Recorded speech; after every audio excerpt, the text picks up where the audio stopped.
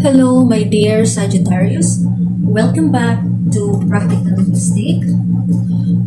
Ngayon ay alamin natin kung ano ang predictions ko para sa iyo sa taong 2024. So, sa episode na ito, isa-isahin natin kung ano ang mga pangunahing enerhiya na makikita sa mga cards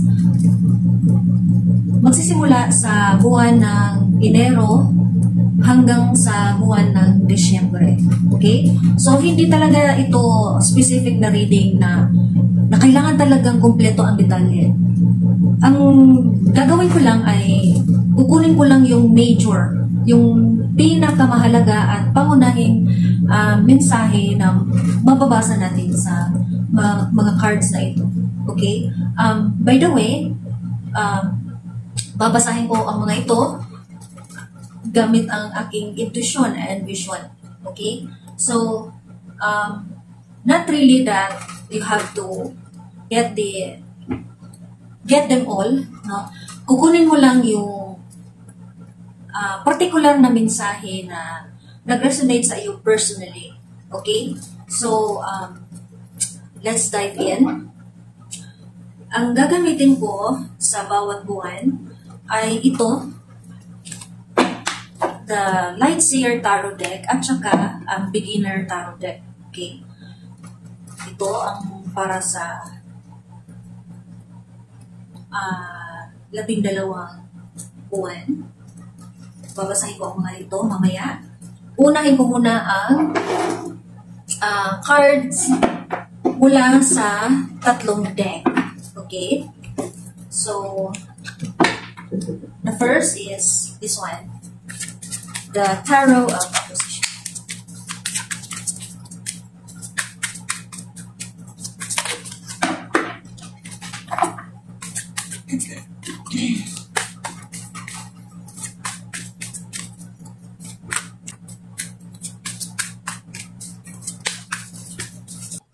Okay, so ito na lahat ang mga cards sa'yo para sa buwan ng January, February, March, April, May, June, July, August, September, October, November, and December. Okay. So, bago tayo magsisimula dito sa mga cards na ito, uunahin muna natin ang mensahe sa pangkalahatan sa pamamagitan ng Tarot of Opposition, Karma Cards, and Powerful Thought Cards by USA. So, dito, sa Tarot of Opposition ay meron tayong tinatawag na 5 of Pentacles. 5 Pentacles is one of the material earth energy. Okay? Ayan. Itong 5 of Pentacles, nakikita mo ba? Okay. Itong 5 of Pentacles na negative, this is negative, financial losses or work difficulties may occur soon. The dangers are related to your self-esteem and the negative reaction you may have after the decline you are facing. So, prepare now to react with courage to this unfavorable condition. Do not make the same mistakes as always and look for new solutions. 5 of Pentacles, ibig sabihin, makakaranas ka ng kahirapan sa pera, no? Financial, or kawalan ng pera, financial losses. Now, actually, ang Pentacle ay nandito lang sa iyo banda, pero ang problema is ikaw, hindi mo maabot ang pentacle na ito kasi sa iyo mismo ang nanggagaling ang problema, no? Which is about your emotions. Okay? And actually, hindi lang isang pentacle. Kasali din ito. Okay? So, marami sanang pagkakataon na magiging masaya ka sa mga pentacle na nasa dito banda at dito banda, no? So, left and right ang finances actually provided by the universe. Kaya lang ikaw mismo malungkot ka, you are experiencing low vibrational reactions to the extent na hindi ka man lang lumingon dito banda or dito para kunin at makita ang mga pentacles. Okay? So, para hindi mo talaga ma-feel yung financial losses, no, is that you need to raise your vibration. Tune in to the frequency of money so that you won't experience financial losses. Okay? And with the Five of Pentacles na negative, dito tayo sa Karma cards, which is about the houses. And the message to your soul is, make balance, no? So, kailangan mong balansehin ang lahat ng aspeto na meron sa iyo. Like, your mental aspect, the physical appearance, your body, the emotional aspect, no? Yung emotion mo kailangan balanse, no?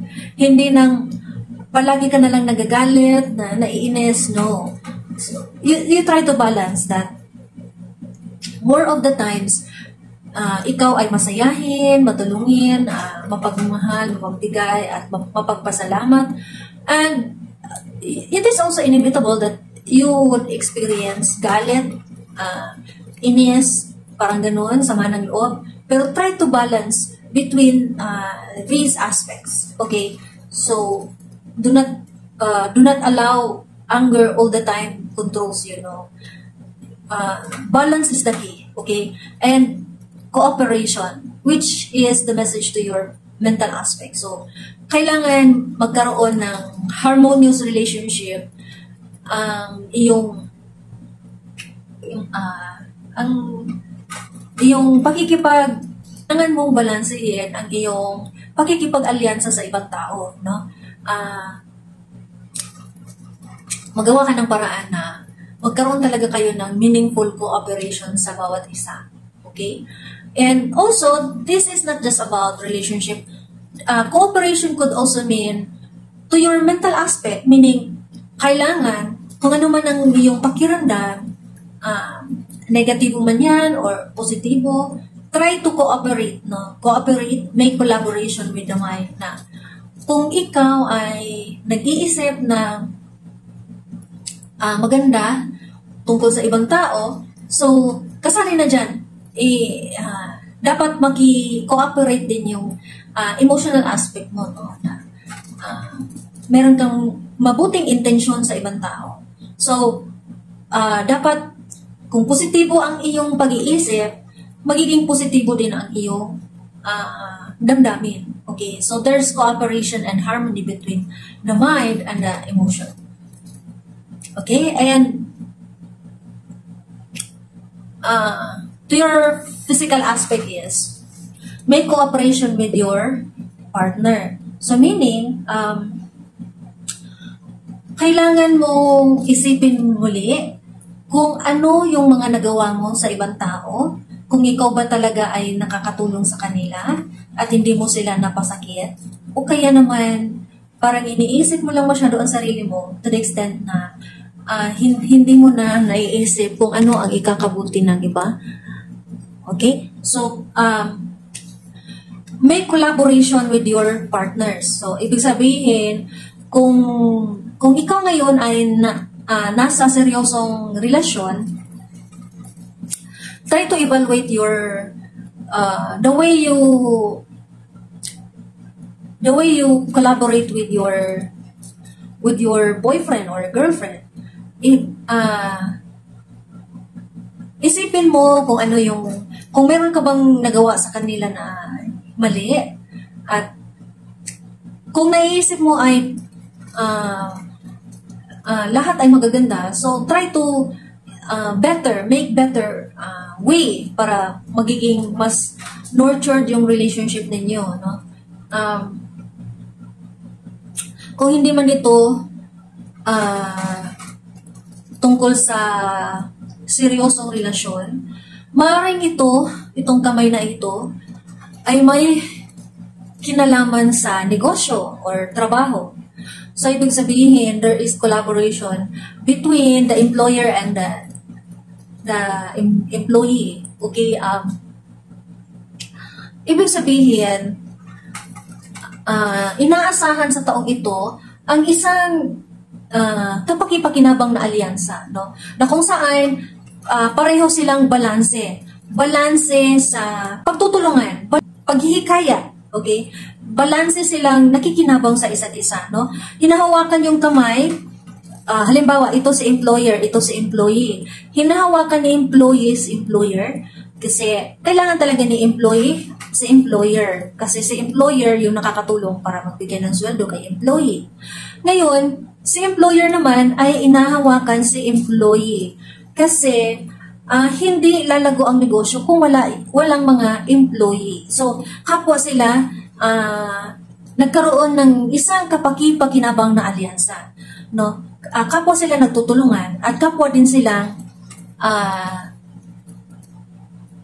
naghihikayat sa bawat isa para gawin nila yung trabaho na mas ikakabuti ng kanilang kumpanya.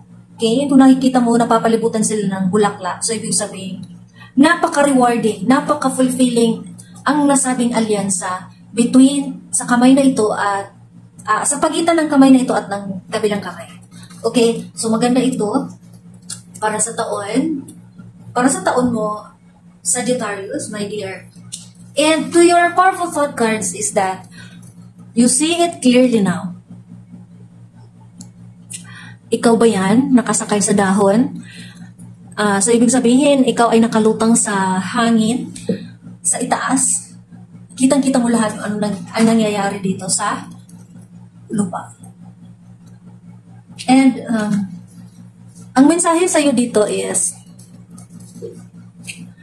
I willingly forgive and breathe love into vision. And I see with compassion and understanding my clear insight is reflected in my outer insight. So, affirm this to yourself that my clear insight is reflected in my outer sight. Ayan. Ang ganda naman na nagkaroon ka ng mental clarity dito sa gitna sa kasagsagan ng mga sitwasyon na magaganap sa taong 2024. So, dito na tayo. This is it. Para sa buwan ng Enero is that ito ang tinatawag na Seven of Pentacles. Seven of Pentacles, ayan, inaalagaan mo ang iyong negosyo or iyong trabaho. Pinaingatan mo. Remember that Seven of Pentacles is one of the material earth energy. So, ikaw, ang mata mo, hindi nakatingin sa paligid, sa likod, sa harap, sa kanan, sa kaliwa, kundi nakaharap yan, pababa, okay? Patungo dito sa halaman na ito na tinatanim niya. Okay. Hindi mo alam na nagbubunga na pala sa ilalim ang iyong pinaghirapan na bagay. Proyekto ba yan or trabaho? Or negosyo, hindi mo alam na nag-invest na pala siya ng malaking kita. Kasi hindi mo man siya makikita dito sa umpisa. Pero patuloy kang nangangasiwa sa iyong inaalagaan na trabaho or negosyo. With the Seven of Pentacles is meron tayong Knight of Swords, no? Ang Knight of Swords ay may kinalaman sa intellectual energy. Okay? This is Aquarius energy, Aquarius sign also. Nangangahulugan na balanse naman ang iyong heart chakra. Okay? So, walang problema. So, magkaroon ng malaking pagbabago para sa iyo. May paparating na bagong oportunidad din. Okay, so kailangan mo lang sunggabin ang mga pagkakataon niya na nangyayari sa buhay mo. And kung meron bang paparating na oportunidad, meron ding papaalis, no? Papaalis na enerhiya sa buhay mo. Okay? And ikaw bilang isang magiting na mandirigma, matalas ang iyong pag-iisip. Okay? Kagaya ng sinabi ko kanina na ito ay intellectual air energy. So, may kinalaman itong espada sa intellect mo, sa iyong isipan. Okay? Sa iyong pag-iisip. Na masyadong mabilis kang mag-isip. Okay?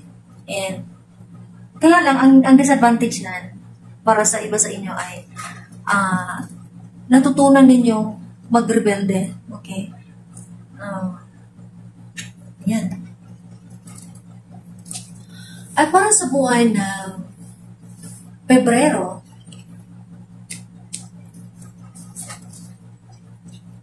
meron tayong The Emperor. The Emperor ay isa sa mga pangunahing arcana card sa deck na to. Ito ay ang The Emperor. Okay, by the way, lucky number mo siguro sa taong ito ay 4. So, itry mo lang itaya ito sa loto, no? 04 or 40. Dito sa Emperor,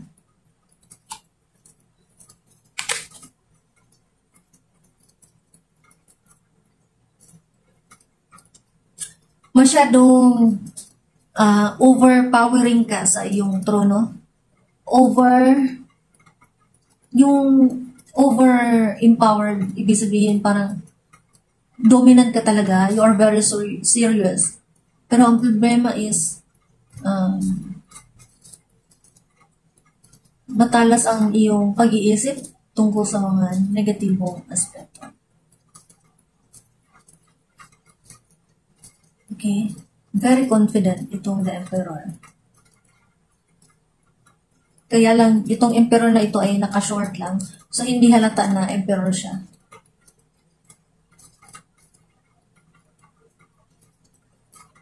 And, with the with the Emperor, ay meron tayong Ace of Pentacles, no? Ace of Pentacles. The Pentacle is, again, material earth energy. And this is saying na balance ang iyong throat chakra.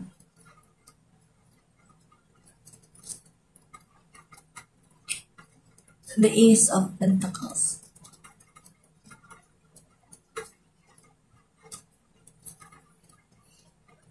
Itong Ace means lamang, no? Yung kakayahan, abilidad. Ngayon, okay, sinasabi dito na magkakaroon ka dito ng financial na panimula. Kain ka ang kahulugan nito is financial na aspekto. Okay, itong The Emperor ay para sa buwan na Pebrero, kasama itong Ace of Pentacles. No?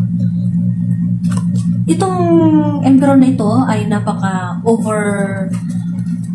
overconfident, controlling. So, but anyway, meron naman siyang Ace of Pentacles. No? Ace of Pentacles, this is Taurus energy pa rin kasi material earth energy man. So, this involves Taurus sign and this is saying na balance din ang iyong crown chakra. Okay. So, magkakaroon ka ng panibagong simula na may kinalaman sa pera. Okay. Kasi nga, ito, pentacle, magkakaroon ka ng panibagong simula, a new door. Ito, nakikita mo ba ito? Door or gate? Ibig sabihin, makakatanggap ka ng panibagong oportunidad na may kinalaman sa pera. Okay? And, or kaya, ang iba sa inyo ay makakatanggap ng bagong trabaho. Okay? Or, bagong negosyo. Ang iba sa inyo ay magiging negosyante at magkakaroon pa ng bagong negosyo. Okay? So, makakatanggap kayo ng panibagong investment And of course, kung ano man yung ini-invest ninyo, makakatanggap din kayo ng return of investment. Okay? So in this season, for the month of February, is mag-manifest ka and successfully natuloy yung manifestation mo. Okay? Yung manifestation na may kinalaman sa pera. And para dito sa buwan ng Marso, ayan, ito ay Six of Wands. The Six of Wands is could be Aries, Leo, Sagittarius. This is the creative fire energy. No? So nangangahulugan na nagdadalawang isip ka tungkol sa pangyayaring ito. Sinusubok ka ng panahon, daming pagsubok na dumating, hanggang sa nakapagdalawang isip ka na susuko na ba ako or hindi? Susuko na ba ako or hindi? Mag-give up na ba ako or hindi? Parang ganun. Kasi sinusubukan ka ng mga pagkakataon hanggang sa nagdadalawang isip ka na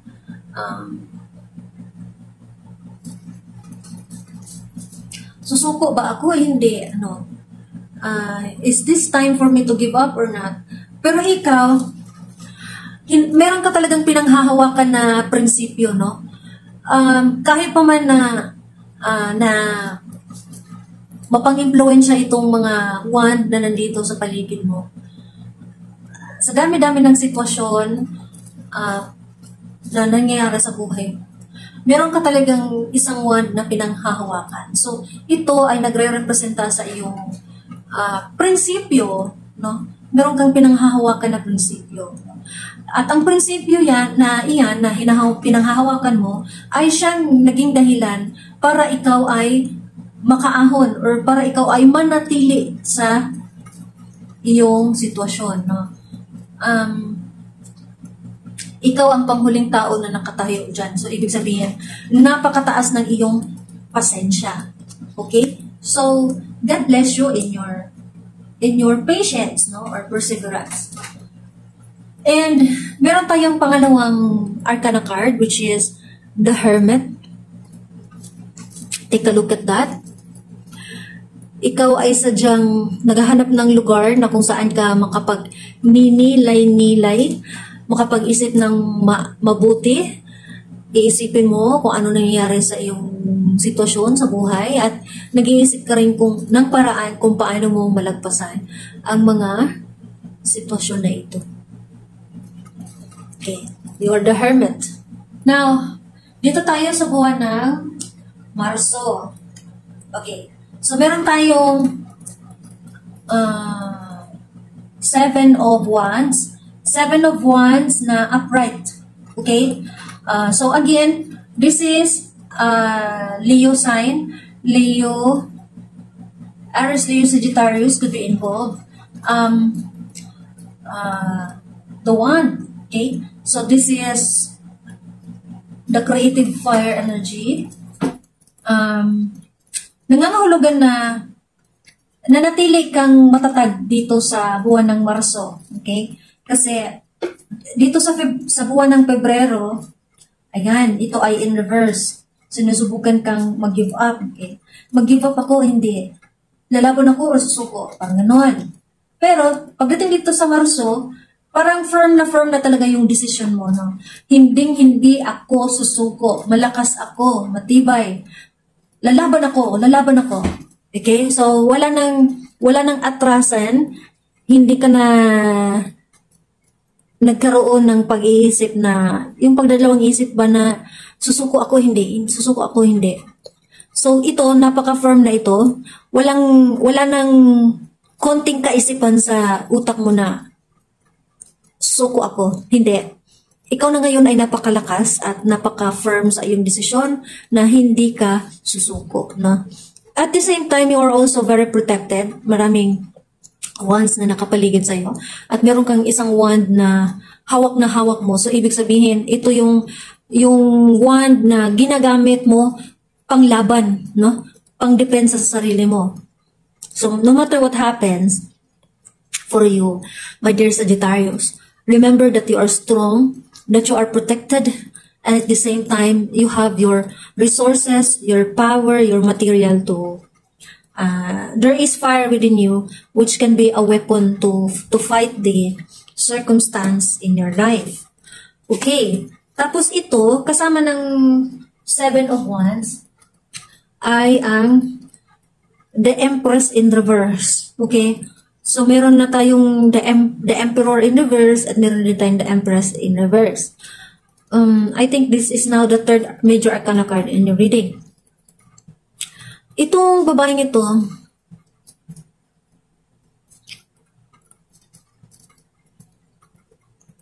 hindi naman sa sinasabing pasan na pasan mo ang mundo. Ang problema ng buong mundo, hindi. Sadyang ikaw ay parang nakaranas ng stuck, no? Stuck in the rut. Ibig sabihin parang totally stagnant ka sa ngayon, no? Pero hindi sinasabing hindi ka productive. Na parang na-bored ka lang or kaya stuck just in the moment. Okay?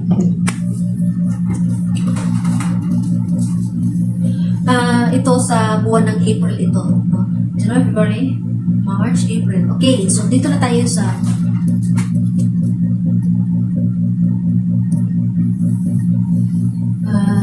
buwan ng Mayo.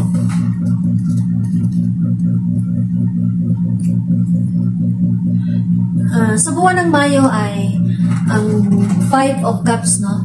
5 kupa. This is upright. Kaya lang may konting pagka-negatibo. Kasi itong babaeng ito, kung nakikita mo, siya ay malungkot na malungkot.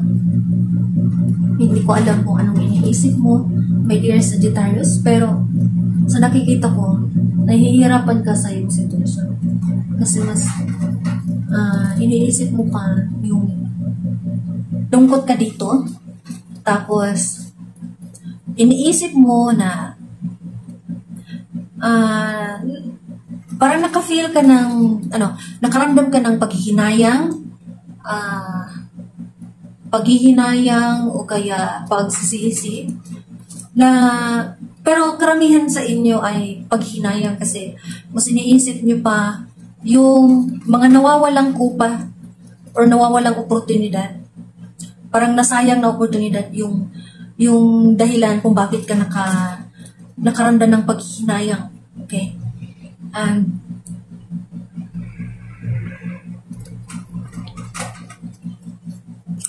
pinaghihinayang mo itong mga nasasayang na kupa dito. Pero hindi ka na iisip na meron pang natitirang kupa na mas maganda, mas malaki, at mas nababagay sa iyo. Ayan. But anyway, kasama mo naman ito, Nine of Cups in the upright. Okay, so ibig sabihin na balance yung sacral chakra mo sa buwan na ito. And there's wish fulfillment na nangyayari sa iyo. Okay? Kahit pa man na may nasasayang na kupa dito, ang mahalaga ay natupad yung mga kahilingan mo or nagkaroon ng wish fulfillment. Okay? Tungkol sa iba pang bagay na inaasam mo. Okay? And ang iba sa inyo ay masayang-masaya kasama ang pamilya, no? Or nakaranas ng fulfillment sa iyong pagmamahal sa iyong pamilya or kaya fulfillment sa trabaho, no? Nakakaranas ka ng mga fulfillment na ito dahil positibo yung pag-iisip mo sa ngayon. Very optimistic ka.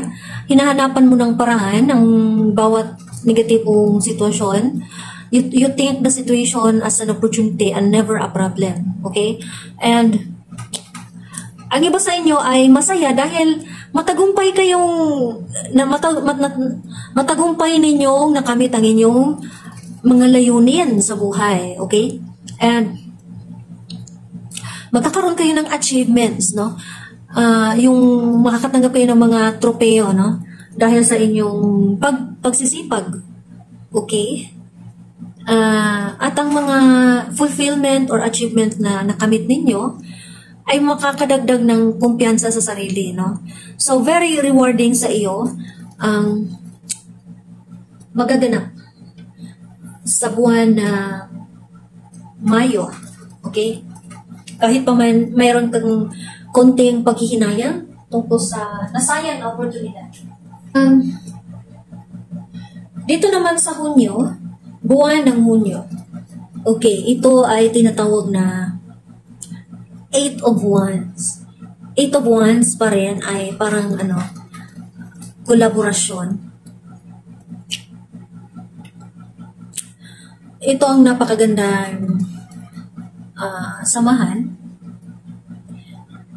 Remember that Eight of Wands is one of the creative fire energy.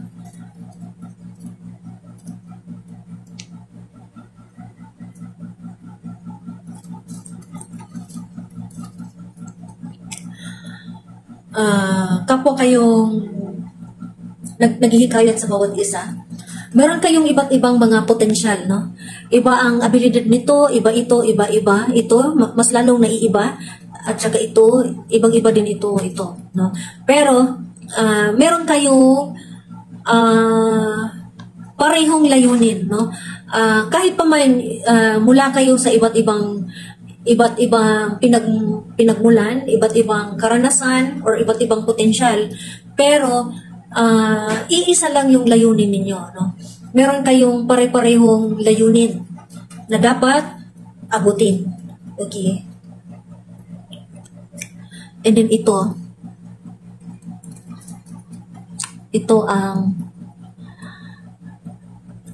sinasabing Six of Pentacles. Still, this is Taurus energy, and this is saying na napakabalanse yung heart chakra mo.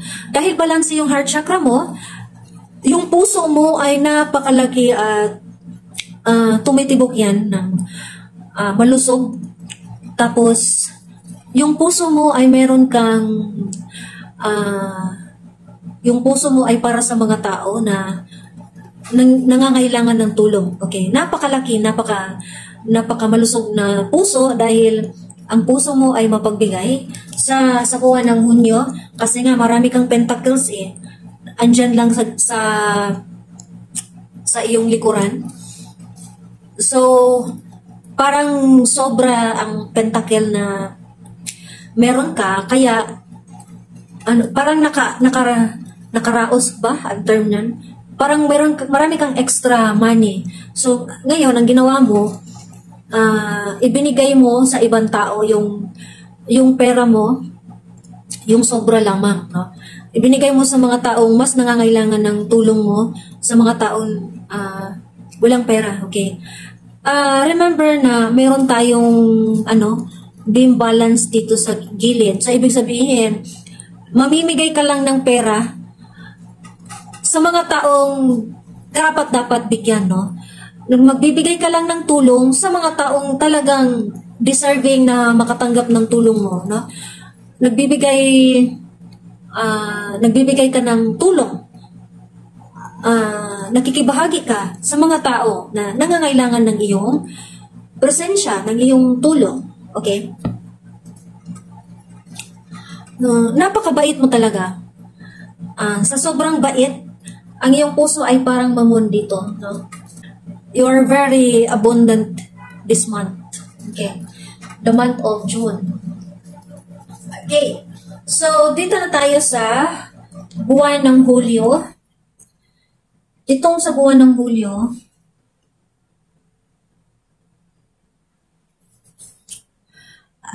ang ganda kasi masayang-masaya ka dito na habang meron kang ginagawa, yung ginagawa mo ay may kinalaman sa iyong talento.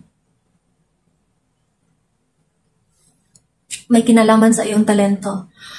Siguro ikaw ay may hilig sa musika, or siguro ikaw ay may hilig sa pagtutugtog ng instrumento, no? Ginagawa mo ito hindi lang dahil meron kang talento, kundi ginagawa mo ito dahil dito ka lang makakaranas ng fulfillment or happiness, no? Parang feel mo na you are fulfilled or happy during the time that you are doing your creative pursuits, no? Tapos sa likod mo ay may dalawang wands, no? Napaka mainit ng wands na ito kasi there's fire on it. Remember that the Knight of Wands is fire energy. So nangangahulugan na meron ka ding plano na gusto mong mangyari sa iyong creative pursuits. Kung ano man yung nakahiligan mo, kung ano man yung creative pursuit mo, meron ka rin iniisip na plano tungkol dyan para mas lumago.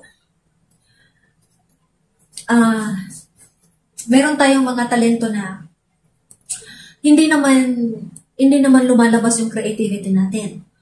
Habang meron din tayong talento na doon talaga lalabas yung ating talent, ating creativity, no? Ang ating pagkamalikhain. Ibig sabihin, ngayon ay alam mo na kung ano yung talento mo, na-discover mo na siya, so ikaw ay napakasaya.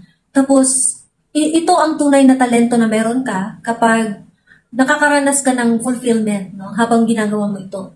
Pero kung meron ka mang talento na kung saan hindi ka masaya, hindi masayahin yung kaluluwa mo, so ibig sabihin, talento lang siya na hindi pa natin masasabi na angkin mo talagang talento. It's just unacquired talent that you have. Pero ito, ang klaseng talento na meron ka dito is innate, no?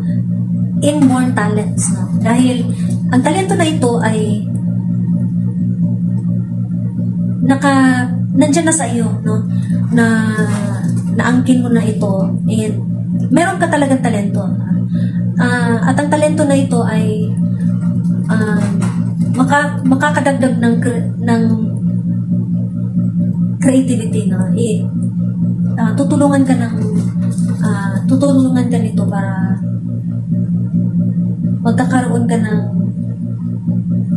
pagkamalikhain, no? Sa paggawa ng birthday. So, ito lang lahat para sa iyo, my dear Sagittarius, for the month of July. Now, dahil meron kang Knight of Pentacles, meron ka din Knight of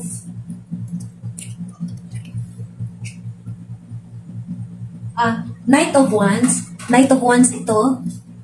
Tapos ito, Knight of Pentacles. Okay, so ibig sabihin, nagsasama-sama yung fire energy at saka yung earth energy, no?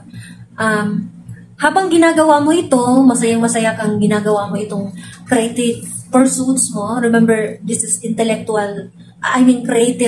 fire. Ay sinusuportahan ka ng universe, no? You are being guided by the universe, protected by the universe. At the same time, hinahanda ka na para makatanggap ng pentacle na ito. Okay? Kasi ikaw, kung patuloy mong ginagawa, kung ano man yung talento na meron ka, hindi magdadalawang isip ang universe na ibigay sa iyo ang pentacle na nararapat sa iyo. Okay? So, itong pentacle na ito ay para sa iyo, no? Hatid sa iyo ng isang magiring na isang magaling na mandirigma. Okay? Knight of Pentacles.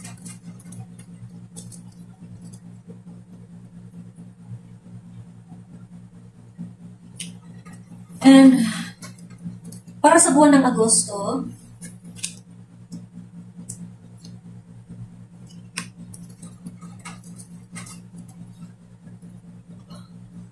ito, 9 of Wands. 1, 2, 3, 4, 5, 6, 7, 8. Saan yung pang 9? 1, 2, 3, 4, 5, 6, 7, 8, 9. Okay. And the Knight of Wands, dito, nakikita ko sa major character ng Knight of Wands, lalaking ito. Ano pangalan? Alvin. Okay, itong The Knight of Wands ay may kinalaman sa outing. Napakalakas ng loob mo. Habang itong mga light workers na katribo mo, nilalayuan ka. Okay?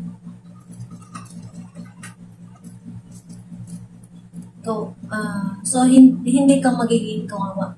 Kasi yung kawawa, malakas ka dahil meron kang pinanghahawakan na prinsipyo. No? In fact, ang prinsipyo na pinanghahawakan mo ay napakalakas, no? Na nagbibigay sa iyo ng lakas, okay, upang harapin ang mga pagsubok na dumating sa buhay o darating sa buhay sa taon ng 2024. Tapos ito ang Four of Swords. Habang ikaw ay patuloy na lumalaban dito, napakapalaban mo, meron kang pinanghahawakan na prinsipyo na nakapagbibigay sa iyo ng lakas para labanin ang mga pagsubok sa buhay mo. At the same time, Four of Swords. Four of Swords is intellectual energy. This is Libra sign. Nangangahulugan na balanse yung throat chakra mo. Kaya lang, hindi pa naman masyado toxic yung environment mo. Hindi pa siya toxic. Kasi maraming tao ang posibleng nakikinig. Okay? The Four of Swords is saying na napaka-balanse ng iyong katawan. You are well relaxed. Kasi meron ka ng mainam na oras para maging energized, no? Meron kang sapat na oras para for the month of September, ito yung tinatawag na Ace of Swords. Ace of Swords is intellectual air energy, pero sinasabi dito na intellectual air energy na Aquarius sign, no? Aquarius sign lang. Tapos, sinasabi dito na itong Ace of Wands ay sinasabi naging mahina yung pag-iisip mo tungkol sa mga bagay-bagay or kulang ka lang ng ideya, no? Para mapagtagumpayan mapagtagumpayan mo ang mga problema sa buhay. Okay? So, parang wave siya na ito mataas masyado ang iyong intellectual clarity or mental clarity mula sa Hunyo, Hulyo, Enero, Febrero, Marso, Abril, Mayo, April, May, no? June, July. Pero pagdating dito sa July, mahina na, no? Parang nag-fluctuate siya. So, kailangan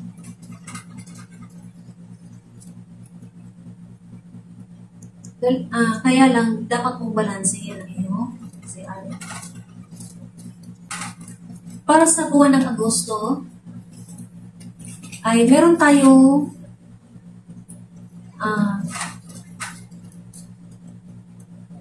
Eight of Wands. Eight of Wands, ito siya. Itong Eight of Wands, may kinalaman pa rin ito sa intellectual air energy. And this is more of isolation. Okay? Itong mga espada na sa iyong paligid, nakapalibot siya para ilayo ka sa mga tao, okay? Or sa mga oportunidad, no? You are feeling isolated and stuck at the same time. Pero, most of the time, isolation talaga ang sinasabi ng Eight of Wands na ito, okay? And, nakapikit yung mata mo dahil sinasabi dito na hindi mo alam na isolated ka pala, physically and socially, okay? Hindi mo tanto na malayo ka na sa iyong mga mahal sa buhay. Parang unconscious ka sa mga pangyayari sa iyong paligid. Hindi mo alam kasi hindi mo naman nakikita. At hindi mo nakikita dahil nakapikit yung mata mo at saka ito ay binabalot ng tela. No? So, you are being blindfolded. Okay? At para sa buwan ng Oktubre, makakatanggap ka ng ideya. Okay? So, nagsisimula tayo dito sa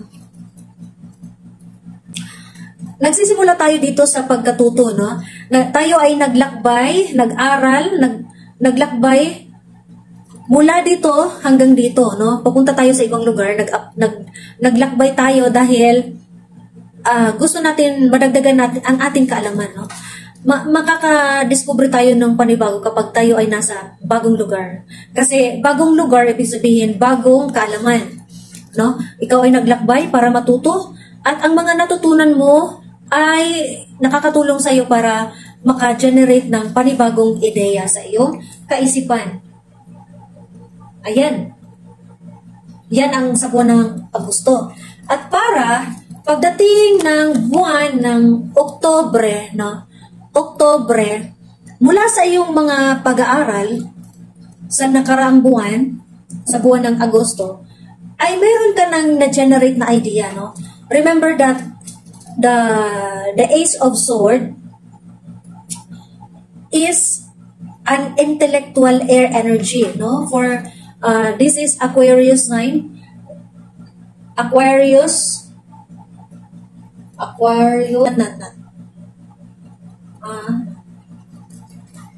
air. Aquarius. Gemini, Libra, and Aquarius. No? This is Libra sign, Aquarius sign, and Gemini sign. Okay, so kumpleto sila lahat doon sa air element. And this is saying na balance din ang iyong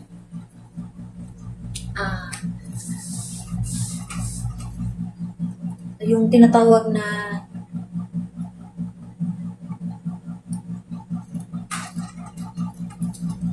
root chakra, sacral chakra, at saka sinasabi dito na balance yung chakra mo na may kinalaman sa sacral or crown chakra. Crown chakra ito. Okay. Dahil balance yung crown chakra mo, so walang conflict, malinaw yung isipan mo, at dahil malinaw or mapayapa ang pag-iisip mo, makakatanggap ka ng panibagong ideya, no? Na may kinalaman sa iyong negosyo, trabaho, or creative pursuits, no? Na ginagawa mo. Ginagawa mo ito dahil masaya ka. Dito ka lang nakaranas ng tunay na kaligayahan, no? So, madadagdagan yung kumpiyansa mo dahil sa ideya na matatanggap mo. Kasi nagkaroon ka ng mental clarity, no? Mula dito sa pagkatuto sa buwan ng Agosto. Dito sa Oktubre naman is meron kang natanggap na downloads mula sa universe at nakakatulong ito sa iyong pakikipagsapalaran ngayon na nagkaroon ka ng mental clarity. Okay, ito ang Eight of Pentacles. Pentacles, may kinalaman ito sa talents mo, talents, ability, creativity. Patuloy mong ginagawa ang ano man yung dapat mong gawin na kung saan ikaw ay dyan ka masaya. Hindi mo alam na ito pala ang magdadala sa iyo ng swerte, no? Itong talento na meron ka ay magdadala sa iyo ng swerte, no? 1, 2, 3, 4, 5, 6, 7, 8. 8 pentacles. Remember that 8 of pentacles is one of the material earth energy. So, ibig sabihin,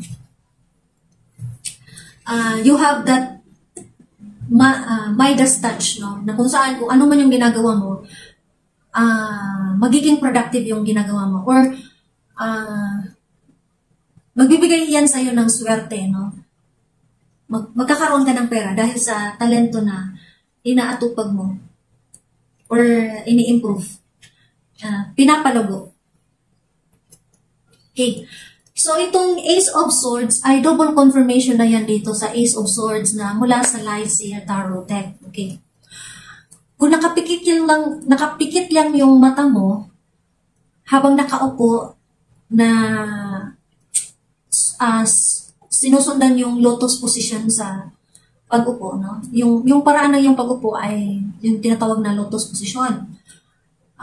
Habang nakaupo ka sa lotus na posisyon, nakapikit yung mata mo. So, parang sinasabi dito na nag-meditate ka. So, ibig sabihin, makakatanggap ka ng intellectual downloads, no? Papasok dyan sa utak mo kapag nakapikit yung mata mo, wala kang ibang iniisip, at saka nakaupo ka in a lotus position. So, meaning, nag-meditate ka, no? Magkakaroon ka ng intellectual downloads through meditation, no? Malinaw na matatanggap mo ito at masasagap mo ang intellectual downloads na ito dahil wala namang gulo na nakapaloob dun sa isipan mo, no? Malinis yung hagdanan, no? So, ibig sabihin, you have that mental clarity within your mind. And because of your mind is in a state of clarity, matatanggap mo agad-agad ang intellectual downloads mula sa universe. And then, habang makakatanggap ka ng intellectual download, meron tayong Two of Wands, no? Two of Wands is about choice. Kailangan mong mamili alin sa dalawang choices ang iyong pipiliin, no? Kailangan kang gawa ng desisyon. Kung matatanggap mo o hindi, no? Whether you like it or not, kailangan mo talagang magpili ng isa mula sa dalawang wands. Ayan. Magkakaroon, kung hindi man ito may kinalaman sa decision making, maaaring itong Two of Wands ay tungkol sa dalawang path, okay? Dalawang daan, okay? Daan patungo sa kabila, daan patungo sa kanan. So, kailangan mong mamili kung saan ka pupunta.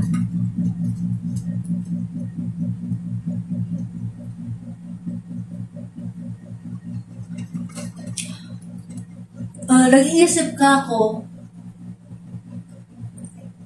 ipagpapatuloy mo pa ba or hindi? Susuko ka na ba or hindi? Okay? So, dalawang choices ang dapat mong pag-isipan ng maigi para magkaroon ka ng mabuting desisyon. At para sa buwan ng Disyembre, oh my God, King of Swords. The King of Swords is still an intellectual air energy. Napakatapang mo dito. Matapang, kampante sa sarili. At mabilis kang mag-isip. Kagaya ng kuwago na ito, no? You are controlled by your intuition, no? Matalas yung pag-iisip, at the same time, you are being guided by your intuition na hindi ka pinapabayaan ng intuition mo, no? Laging nakagabay ang intuition mo. At the same time, protected ka. Remember that you have the sword here at the back, and there's bird here. Ano ba dyan? nakadapo siya daan sa espada mo na nasa likod mo. So, ibig sabihin, nakabantay, no? Nagbabantay ang ibon na ito sa posibleng pagsalakay ng mga kaaway. Okay? So, you are very strong, protected by the universe. At the same time, you can handle it by yourself because you have your own sword.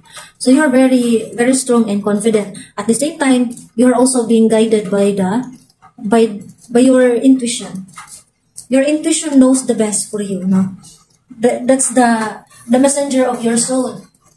Okay, so we have here the Knight of Cups. Pangalawang beses lang na nagkaroon ng kupa sa reading na ito. Double confirmation na ito na meron kang mabuting kalooban, no? Since your heart chakra is very active. Take a look at that. Napakabalanse ng heart chakra mo. So ngayon ikaw ay mapagbigay, mapagmahal. Okay? Itong kupa na ito ay may kinalaman sa emotion, no? Emotional water energy. Okay? Kasi nga, ang paglalagyan ng kupa na ito ay tubig, no? Tapos, ang kupa na ito sa kabuuan ay emotional, no? So, ikaw ngayon dito, isa kang magiting na mandirigma. Mandirigma sa suit of cups. Pero ikaw tong knight or mandirigma na handang-handang tumulong, handang-handang magbigay sa ibang tao. Kasi mapagmahal ka, you are very emotionally available. And so,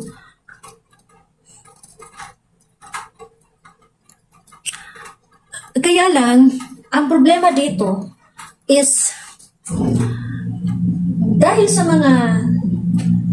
iyong pagiging King of Swords, no, palaban ka, so malakas ka, protektado ka ng ibon na ito. So, ang nangyayari sa'yo, ikaw na ngayon ang controller, no? Kaya nagiging Knight of Cups in reverse, no? So, ikaw na ngayon ang heartbreaker, manipulator, one night stand. Oh my God. So, napaka-abusing mo talaga. Cheating. Kasi parang na-activate yung ego mo, no? Kasi ikaw yung Knight of Pentacles, Knight of Swords. So yung feeling mo na malakas ako, protektado ako, kampante ako sa sarili ko, so walang problema. So ngayon, nagiging kampante ka para saktan yung ibang tao, no? Pinagsasamantalahan mo yung kabutihan ng ibang tao.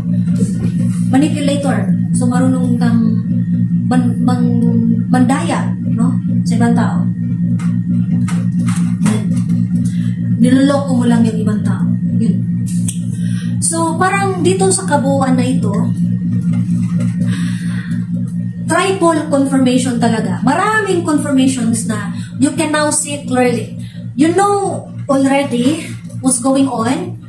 Nalaman mo na kung anong sekreto, alam mo na, nakikita mo na, ng malinaw na malinaw. You see clearly. Maraming confirmation talaga na you see clearly kasi halos lahat ng mga cards dito ay pawang intellectual air energy, no? Remember that you have the Knight of Swords, you have the Knight of Swords, ano pa yon? Madami yung swords na nandito kanina. Four of Swords, at saka itong Eight of Swords, Ace of Swords, tapos Ace of Swords again, and Knight of Swords. Daming swords, di ba? So, ibig sabihin, you are experiencing intellectual clarity, no? Intellectual clarity. Tapos, hindi lang intellectual air energy ang marami dito. Marami ding creative fire energy, no? Dahil meron kang meron kang Nine of Wands. Nine of Wands. Meron kang Seven of Wands. Meron ding Eight of Wands. Eight of Wands. Tapos Knight of Wands. Eight of Wands again. Eight of Wands. At saka Two of Wands. Okay? So, nagsasama yung creativity mo at saka yung intellectual clarity. Okay? So, kung patuloy mo lang gawin ang isang bagay na nakapagpapasaya sa iyo, lalabas yung creativity mo doon. Okay? So, kaya nga halos maraming creative fire dito. Tapos, habang pinapatuloy mo yung ginagawa mo, creative pursuits na yan, hindi ka mahihirapang tapusin kasi nga madaming swords dito, no, intellectual energy. Madali mong gawin or madali mong tapusin ang bagay na yan dahil malinaw yung kaisipan mo. At habang natatapos na yung creative pursuits mo, hindi ka mag-alala kasi susunod naman yung swerte, no? Yung pera, no? The material earth energy, like the Ace of Pentacles, Seven of Pentacles, itong Six of Pentacles, at saka Ace of Pentacles. Ito, Knight of Pentacles. So, ibig sabihin, you have that Midas touch na kung anong yung ginagawa mo, magiging successful ka at magtatagumpay ka. And matagumpay mo itong nagawa, so lalabas na yung abundance, no? Yung financial abundance, no? So, maganda ito. Ang ganda-ganda. Ibig sabihin, kailangan mo lang magtiyaga, maging pasensyoso, pagsikapan mo na itaas mo yung vibration ng iyong heart chakra para hindi ka makakaranas tuloy-tuloy ng paghihirap, no? Kahirapan sa pera, okay? So, ibig sabihin, para hindi ka makaranas ng kahirapan sa pera is that kailangan mo munang i-discover or hanapin or tuklasin kung ano yung talent mo, no? Yung talento na kung saan masasabi nating innate talent, no? Yun ang talento mo kasi yun ang talento mo kung saan lalabas yung creativity mo. At kapag lalabas yung creativity mo, patuloy mo lang gawin iyan hanggang matatapos mo talaga siya kasi meron ka namang mental clarity sa buong taon, no? Isang beses ka lang magkaroon ng intellectual blockage sa buwan ng sa anong buwan pala yun? Magkakaroon ka lang ng intellectual blockage sa buwan ng nasaan na yun?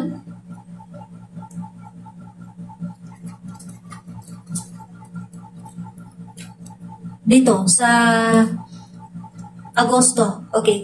Magkakaroon ka lang ng isolation. Okay. So, habang, kapag napagtagumpayan mo ng matapos yung creative pursuits mo, lalabas na yung abundance. Kasi meron kang Ace of Pentacles, Six of Pentacles, at saka Seven of Pentacles, no? So, be patient, keep doing what you're doing, what you're supposed to do, and make collaboration with others. Okay? So, ito lahat para sa iyo, my dear Sagittarius. See you in the year 2024. I declare blessings, abundance, prosperity, love, light, compassion, and good opportunities. See you!